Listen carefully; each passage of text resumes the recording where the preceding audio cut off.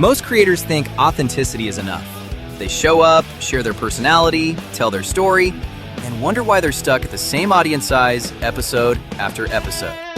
Meanwhile, the real estate agents and consultants winning right now, they're not just being themselves, they're being strategically themselves.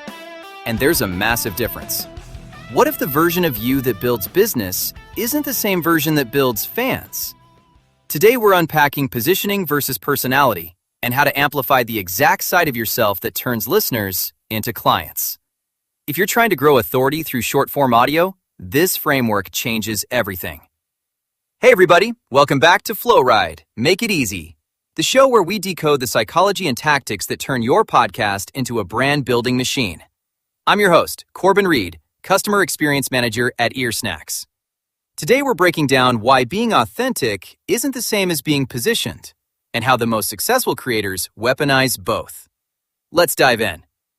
Here's the thing about authenticity. It feels good.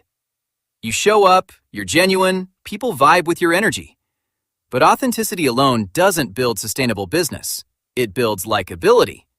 And likability doesn't close deals, position you as an authority, or make people remember you when they need what you offer.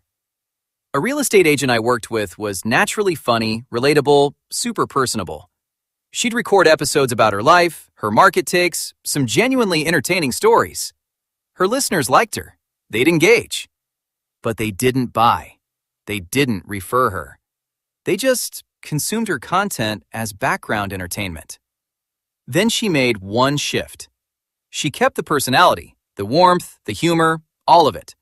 But she positioned herself around one thing, helping first-time buyers avoid the biggest financial mistakes they make before they even talk to an agent.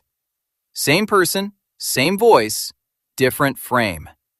Her next 10 episodes weren't about her life anymore. They were strategically about her expertise in one specific area. And suddenly, the people who listened weren't just fans. They were prospects who saw her as the expert who solved their problem.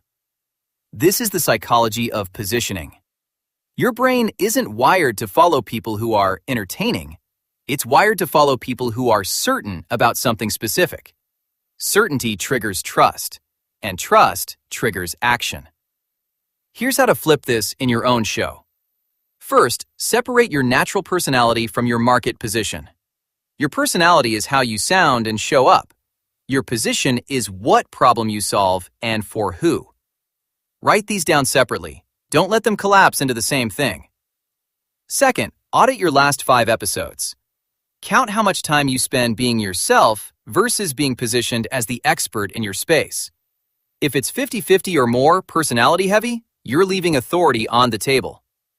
Third, reframe your next episode around your position, not your personality.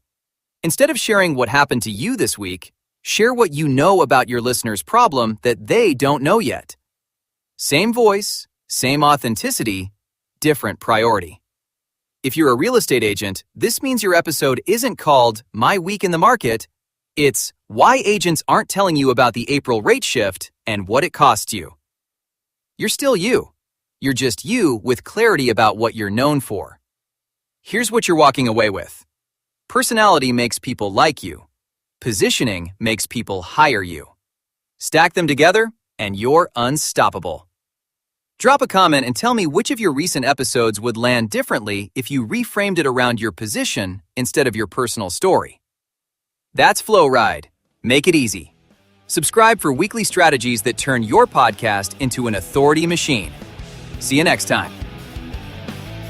Flow Ride, Make It Easy is created on Earsnacks, the podcast authority engine built for busy professionals like you.